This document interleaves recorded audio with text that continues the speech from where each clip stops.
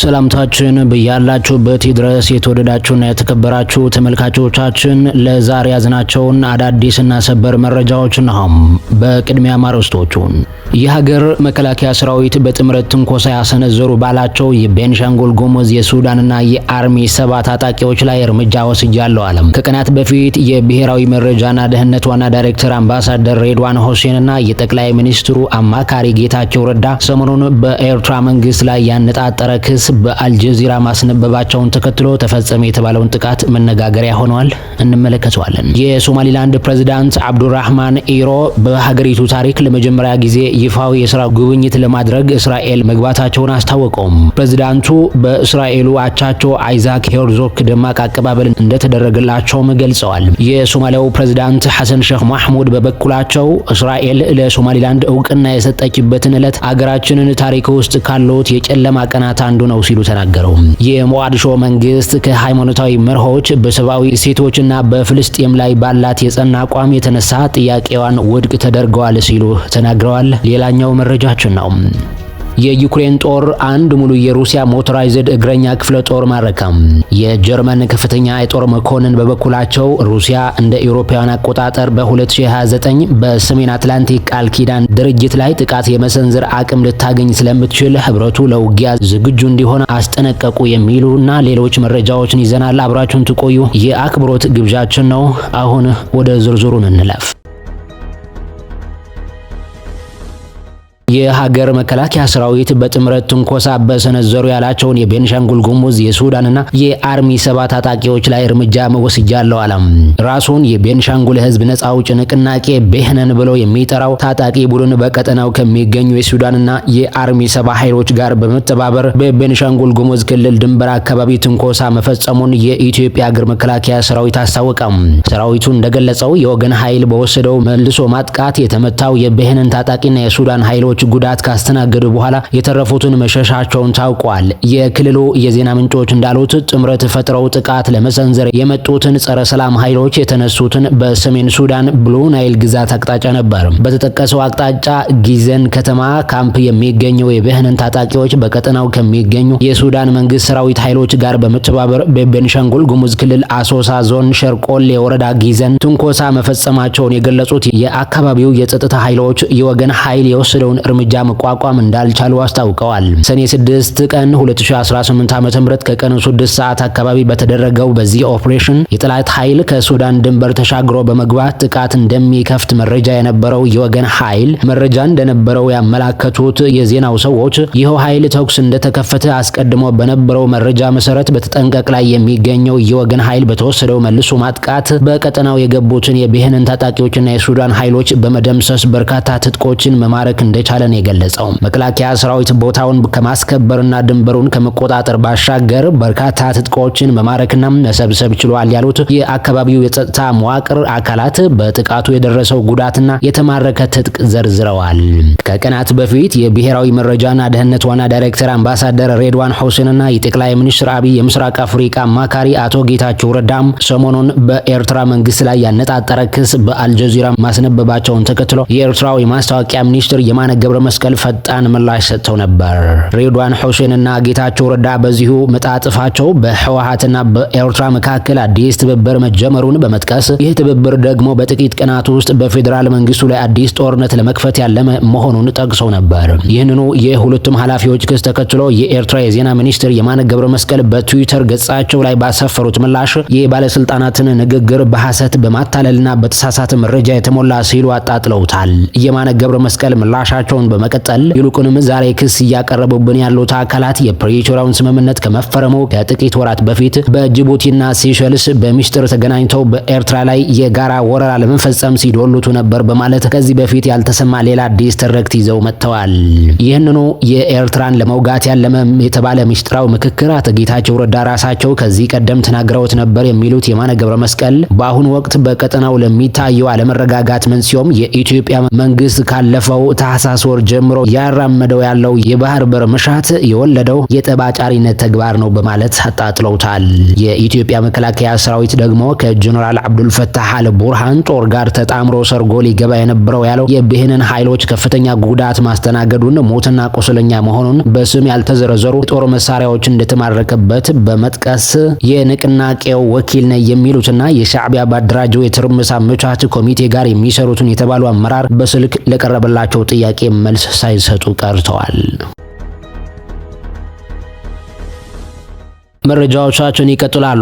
የኤርትራ የውጭ ጉዳይ ሚኒስትር በአስመራ ከሚገኙ የአፍሪካ ሀገራት አምባሳደሮች ጋር በመተባበር የአፍሪካ ቀንን ትናንት በአስመራ ፓላስ በደማቅ ሁኔታ ማክበራቸው ተገለጸ።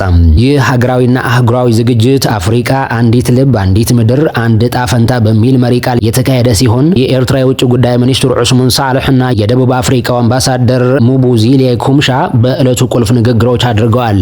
የአፍሪካ ቀን ዋናው የክብረ በዓል ዝግጅት ተከትሎ በሳምንቱ መጀመሪያ ላይ የአፍሪካ አንድነት በተለዋዋጩ የዓለም አሰላለፍ በሚል ወቅታዊና ወሳኝ ርዕስ ላይ ያተኮረ የፓነል ውይይት ማድረጋቸውን የተነገረው። ከዚህ የፖለቲካና የዲፕሎማሲ ውይይት ባሻገርም በውጭ ጉዳይ ሚኒስትሩ ሰራተኞችና በኤርትራ ከሚገኙ የአፍሪካ ኤምባሲዎች በተውጣጣ የተመረጠ ቡድን መካከል የወዳጅነት የእግር ኳስ ግጥሚያ መካሄዱን የሀገሪቱን የወንድማማችነት መንፈስ የሚያንጸባርቅ ነበር። የውጭ ጉዳይ ሚኒስትሩ ዑስማን ሳልሕ በንግግራቸው የአፍሪካ ህብረትን የዘንድሮ መሪ ቃል በማንሳት ዘላቂ የውሃ አቅርቦትና ደህንነቱ የተጠበቀ የንጽህና አጠባበቅ ስርዓትን በማረጋገጥ የአጀንዳ 2063 ግቦችን ማሳካት የሚለው ትኩረት ወቅታዊ ብቻ ሳይሆን መሰረታዊ መሆኑን ያብራሩት። አፍሪካ እጅግ ውድና ሰፊ በሆነ በተፈጥሮ ሀብቶች የታደለች አህጉር መሆኗን ያነሱት ሚኒስትሩ እነዚህን ሀብቶች በታማኝነት በጠንካራ ዲሲፕሊንና የረዥም ጊዜ ራዕይን በሰነቀ መልኩ ማስተዳደር ከተቻለ ሁሉን አቀፍና ዘላቂ የኢኮኖሚ እድገት ማምጣት እንደሚቻል አስምረውበታል። ይሁን እንጂ አስመራና ሌሎች አካባቢዎች የኤርትራ ከተሞችን ጨምሮም ከባድ የውሃ እጥረት መከሰቱን ይነገራል። የሶማሊላንድ ፕሬዝዳንት አብዱራህማን ኢሮ በሀገሪቱ ታሪክ ለመጀመሪያ ጊዜ ይፋዊ የስራ ጉብኝት ለማድረግ እስራኤል መግባታቸውን አስታወቀው። ፕሬዝዳንቱ በእስራኤሉ አቻቸው አይዛክ ሆርዜግ ደማቅ አቀባበል እንደተደረገላቸውም ገልጸዋል። የሶማሊያው ፕሬዝዳንት ሐሰን ሼክ መሐሙድ በበኩላቸው እስራኤል ለሶማሊላንድ እውቅና የሰጠችበትን ዕለት ሀገራችን ታሪክ ውስጥ ካሉት የጨለማ ቀናት አንዱ ነው ሲሉ ተናገሩ። የሞቃዲሾ መንግስት ከሃይማኖታዊ መርሆች በሰብአዊነት እሴቶችና በፍልስጤም ላይ ባላት የጸና አቋም የተነሳ ጥያቄን ውድቅ ተደርገዋል ሲሉ ተናግረዋል። ፕሬዝዳንት ኢሮ ባወጡት ይፋዊ መግለጫ የሶማሊላንድ ህዝብ ላለፉት 35 ዓመታት ሰላማዊ ዲሞክራሲያዊና ጠንካራ ሀገር መገንባቱን አስታውሰዋል። ዓለምን ታዩናላችሁ ወይ ብለን ጠይቀን እነዚህን ጥያቄዎችን የመጀመሪያ ምላሽ እስራኤል ነች በማለት እስራኤል ለሶማሊላንድ እውቅና የሰጠችበትን ታሪካዊ ክስተት አድንቀዋል። ፕሬዝዳንቱ ይህ ጉብኝት በሶማሊላንድ ጉዞ ውስጥ ትልቅ ምዕራፍ መሆኑንና በሁለቱ ሀገራት መካከል አዳዲስ የዲፕሎማሲ ምዕራፍ የከፈተ መሆኑን አብራርተዋል።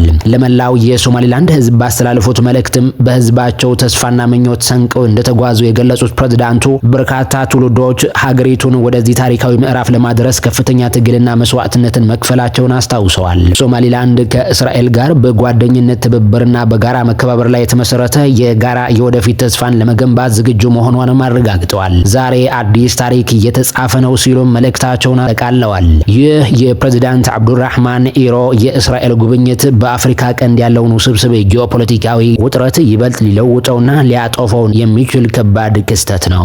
በአንጻሩ የሶማሊላንድ መንግስት ሶማሊላንድን እንደራሱ አካል አድርጎ ስለሚቆጥርና እስራኤል ለሶማሊላንድ የሰጠችውን እውቅና በታሪካችን ከታዩት የጨለማ ቀናት አንዱ ነው በማለት አጥብቆ በማውገዝ ላይ በመሆን ይህ ጉብኝት የሞቃዲሾን ቁጣ በእጅጉ የሚቀሰቅስና የቀጠናውን የፖለቲካ አስተላለፍ በአዲስ መልክ የሚቀርጽ ታሪካዊ እርምጃ ሆኖ ተመዝግበዋል። እስራኤል ለሶማሊላንድ እውቅና የሰጠችበትን ዕለት አገራችን ታሪክ ውስጥ ካሉት የጨለማ ቀናት አንዱ ነው ሲሉ የሶማሊያው ፕሬዝዳንት ተናገሩ። የሶማሊያው ፕሬዝዳንት ሐሰን ሼክ መሐሙድም እስራኤል በፌዴራል መንግስቱና በሀርጌሳ ግዛት አስተዳደር መካከል ያለውን ረጅም ጊዜ ያስቆጠረው ውዝግብ እንደ መልካም አጋጣሚ እንደተጠቀመችበት አስታወቁ። ቴል አቪቭ በዲሴምበር ወር 2025 ለሶማሊላንድ እውቅና የሰጠችበትን ዕለት በሶማሊያ ታሪክ የጨለማ ቀናት ብለን እንጠራዋለን ሲሉ ነው የተናገረው። በመጨረሻም ውይይትና ማሳመንን መርጠናል ያሉት ፕሬዝዳንቱ ይህ ውዝግብ ከ30 ዓመታት በላይ የፈጀ ቢሆንም የፌዴራል መንግስት የሄደበትን አማራጭ ተገቢ እንደነበር ነው የገለጹት። የዩክሬን ጦር አንድ ሙሉ የሩሲያን ሞተራይዝድ እግረኛ ክፍለ ጦር ማረከም። የጀርመን ከፍተኛ የጦር መኮንን በበኩላቸው ሩሲያ በ2029 የፈረንጆች ዓመት በሰሜን አትላንቲክ ቃል ኪዳን ድርጅት ላይ ጥቃት የመሰንዘር አቅም ልታገኝ ስለምትችል ህብረቱ ለውጊያ ዝግጁ እንዲሆን አስጠነቀቁም። በሩሲያ የነዳጅ መጣሪያ ተቋማት ላይ በተሰነዘሩ ተከታታይ የአየር ጥቃቶች ሳቢያም የክሬምሊን ጦር ኃይሎች ከፍተኛ የነዳጅ አቅርቦት እጥረት እየገጠማቸው መሆኑ ተዘገበ። በጦር ግንባር ቀጠና ላይ የሚገኝ አንድ ሙሉ የሩሲያ ክፍለ ጦር ነዳጅ ሙሉ በሙሉ በመጨረሱ ምክንያት ብቻ በዩክሬን ጦር ቁጥጥር ስር መዋሉን ታውቋል። የደረሱ መረጃዎች እንደሚያመለክቱት አንድ ሙሉ የሞተራይዝድ እግረኛ ክፍለ ጦር ቀጠና ከነ ሙሉ ወታደራዊ ትጥቁና ቁሳቁስ በሜዳ ላይ ተቀርቅሮ ቀርቷል። ከባድ ታንኮች፣ የእግረኛ ጦር ተዋጊ ተሽከርካሪዎችና የወታደራዊ መጓጓዣ የጭነት መኪናዎችን ጉዞአቸውን ተስተጓጉሎ የቆሙ ሲሆን ክፍለ ጦሩ ወደ ኋላ ለማፈግፈግ እንኳን የሚሆን የነዳጅ ክምችት እንዳልነበረው ነው የታወቀው።